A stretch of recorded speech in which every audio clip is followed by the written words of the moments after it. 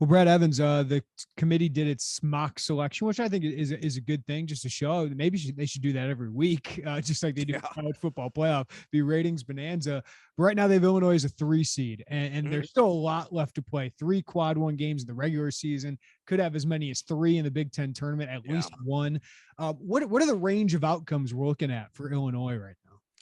Yeah, Illinois is a really interesting case because, the advanced analytics, they've been fairly consistent here these last couple of weeks. I mean, they've been hovering around, in the net anywhere between 10 to 15 or within that 10 to 20 range.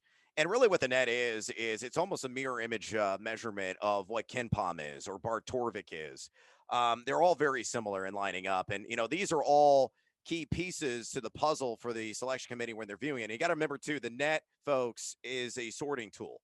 In its individual form, it bears as much weight as a KenPom ranking or a Bart Torvik ranking. And the committee does use those when, slicing and dicing a profile of a particular team. So, again, these are all ingredients that go into the cake. And you're right. I mean, Illinois has got ample opportunity to bolster the bottom line with those quadrant ones. And if they were to secure the win, let's say, 3 of the last 4 at home. So you got some prime opportunities there. Penn State can only hurt you, can't really help you, right?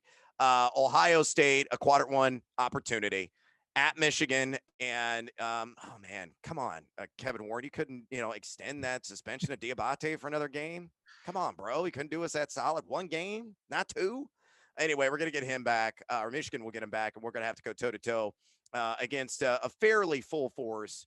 And I think going from Juwan Howard to Phil Martelli could be an upgrade, honestly, for Michigan strategically, given his background overall. So that game is going to be a war. And then home against Iowa, I think it's going to be an absolute war as well, because the Hawkeyes are playing outstanding basketball, killing Michigan State last night, a game Sparty wasn't even competitive in. So let's say Illinois wins out, theoretically here in the regular season. And, you're at 26 wins overall. You're going to have ample quadrant 1 wins, double figures more than likely. Sometimes like Rutgers, they're shifting constantly, whether it's a quadrant 1 or not. Some of these other teams, Northwestern, another one of those that's shifting constantly because they're right there at the cusp of the top 75 in the net. They're going to have an argument for a 2 seed. And I think it's a low percentage. So I don't want to get, Illini Nation all jazzed up about this. But there is a small percentage chance. Let's say Illinois wins out, runs a rough shot through the Big Ten tournament. Now, there's other variables at play here in some of these other leagues and conference tournaments, of course.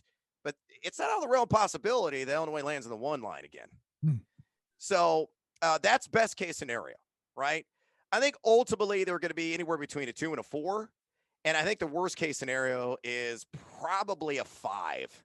Right. Just spitballing here off the top of my head. And that would be something like a colossal collapse of, losing maybe all 4 games, maybe getting another, black eye on the resume, losing to Penn State at home when, deem sort of a description there, stumbling in their first game of the Big Ten tournament against maybe Penn State again, which is shaping up to be a possibility.